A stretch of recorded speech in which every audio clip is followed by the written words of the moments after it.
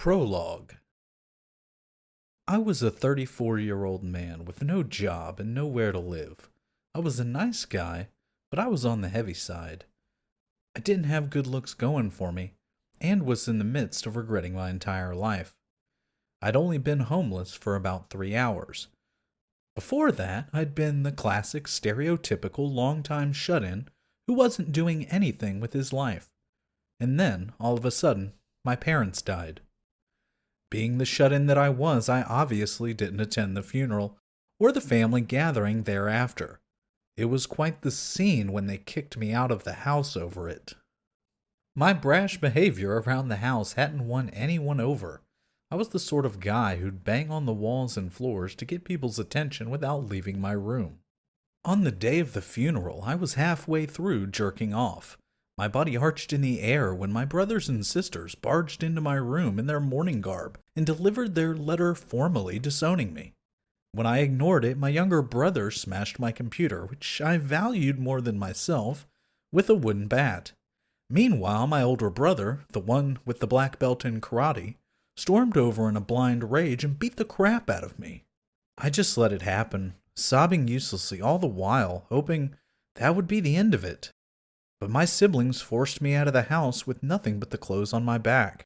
I had no choice but to wander around the town nursing the throbbing pain in my side. It felt like I had a broken rib. The biting words they hurled at me as I left our house would ring in my ears for the rest of my life.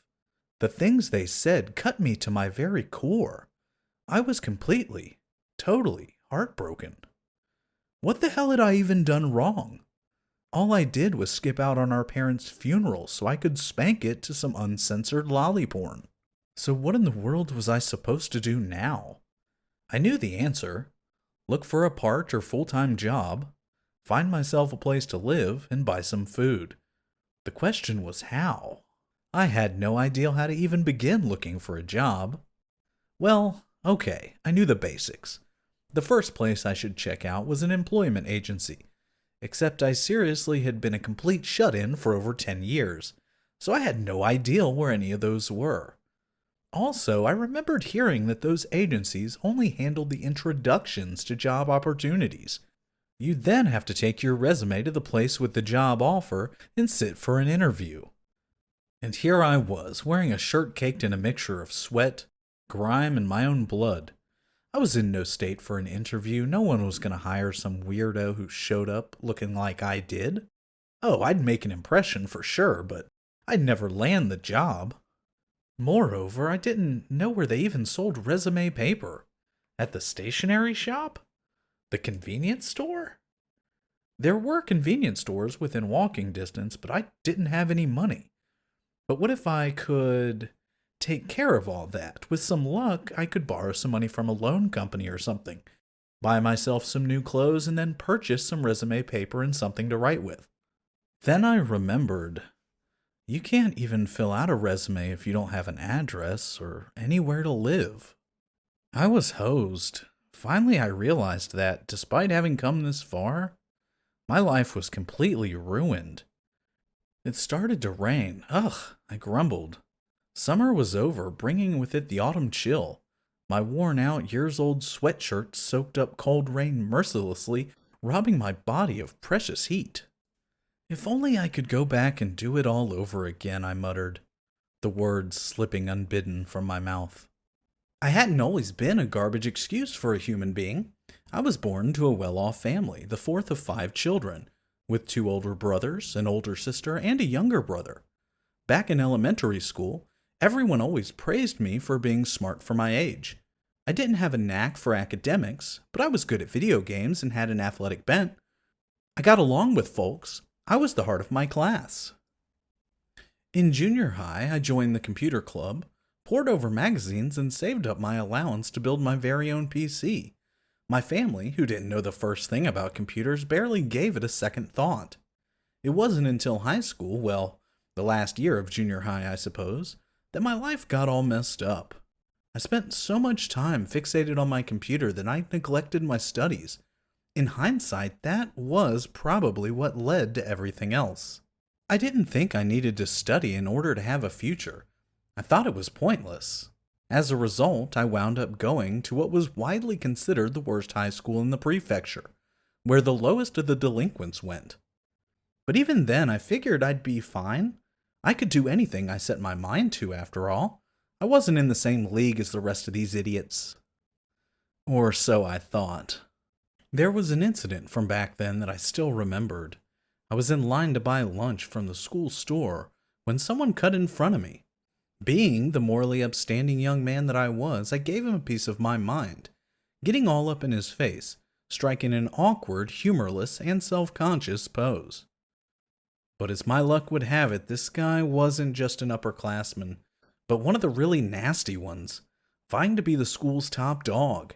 He and his buddies pounded my face swollen and puffy, and then hung me from the school gate, buck naked, practically crucified for all to see.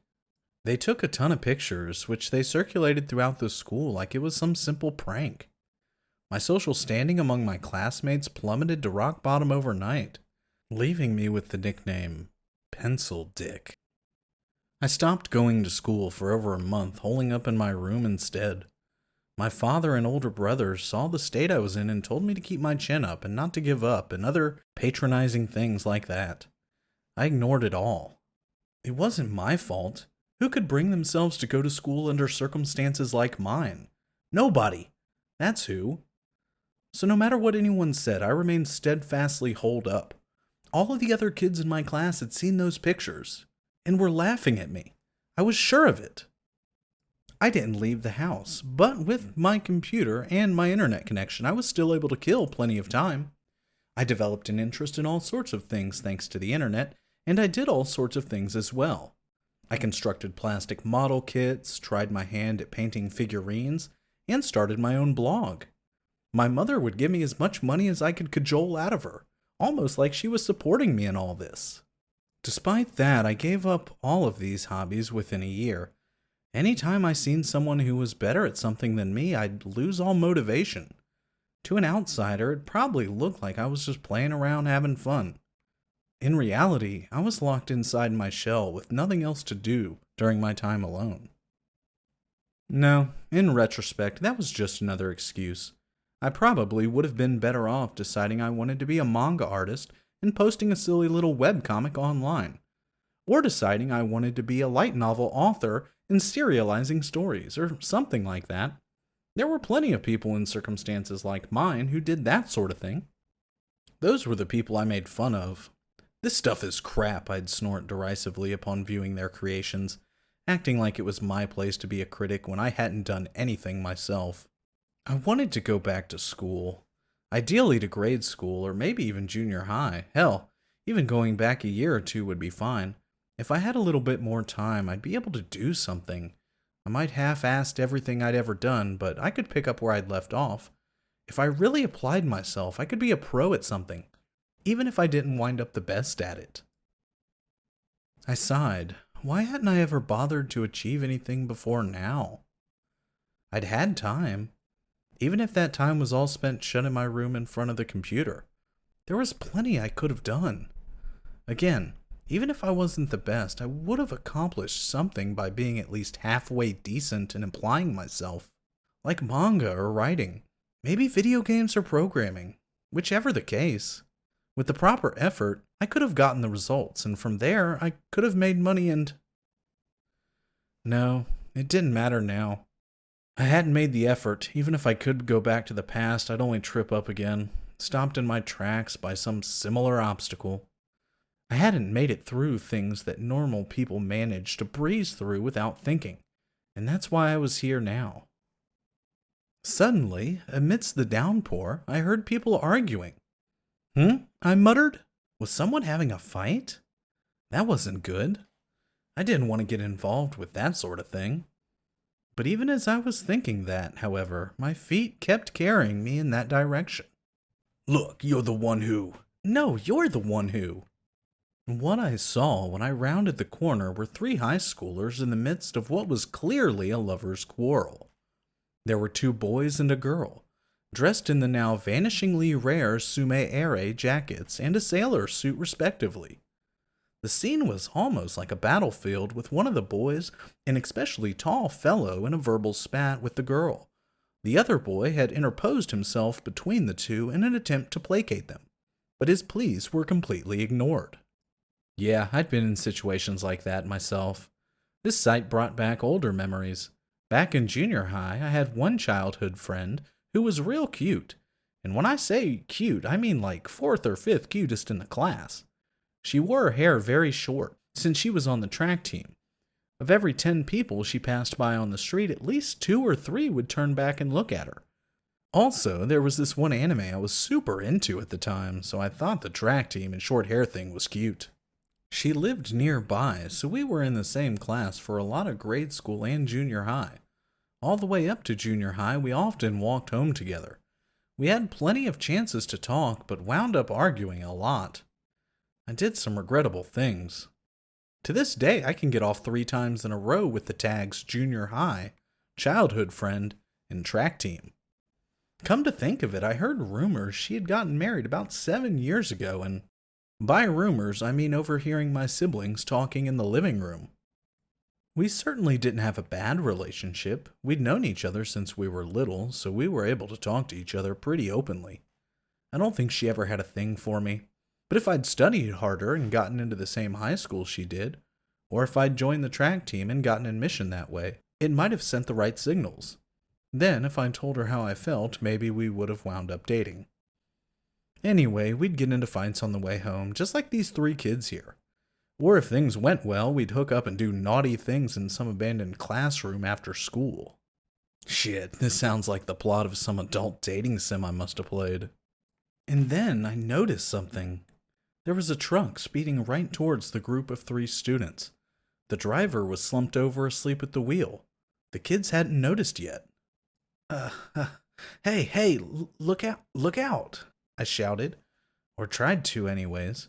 I'd barely spoken aloud in over a decade, and my already weak vocal cords had further tightened due to the pain in my ribs and the chill of the rain. All I could muster was a pathetic, wavering squeak that lost in the din of the downpour. I knew I had to help them. At the same time, I didn't know how. I knew that if I didn't save them, 5 minutes later I'd wind up regretting it. Like, I was pretty sure seeing 3 teenagers splattered into paste by a truck moving at terrific speeds was something I'd regret. Better to save them. I had to do something. In all likelihood, I'd end up dead on the side of the road, but I figured that if nothing else, having a bit of solace wouldn't be so bad. I didn't want to spend my final moments mired in regret. I staggered as I started to run. 10+ years of barely moving made my legs slow to respond, and for the first time in my life, I'd wish I'd exercised more. My busted ribs sent a startling jolt of pain through me, threatening to bring me to a halt. For the first time in my life, I'd also wished I'd gotten more calcium. Even so, I ran. I was capable of running. The boy who'd been yelling noticed the truck approaching and drew the girl close to him. The other boy had looked away and hadn't spotted the truck yet. I grabbed him by the collar and yanked him behind me with all my might, then pushed him out of the vehicle's path. Good. Now that left the other 2. At that very instant, I saw the truck right before me. I'd simply tried to pull the first boy to safety, but instead, I'd bodily switched places with him, putting me in harm's way. But that was unavoidable, and had nothing to do with the fact that I weighed over 100 kilos running at full speed. I'd simply stumbled a bit too far. The instant before the truck made contact, a light blossomed behind me. Was I about to see my life flash before my eyes like people said? It only lasted a moment, so I couldn't tell. It was all so fast. Maybe that's what happens when your life is hollow and half-lived. I was struck by a truck more than 50 times my weight and thrown against a concrete wall. The air was forced from my lungs, which were still spasming for oxygen in the wake of running flat out. I couldn't speak, but I wasn't dead.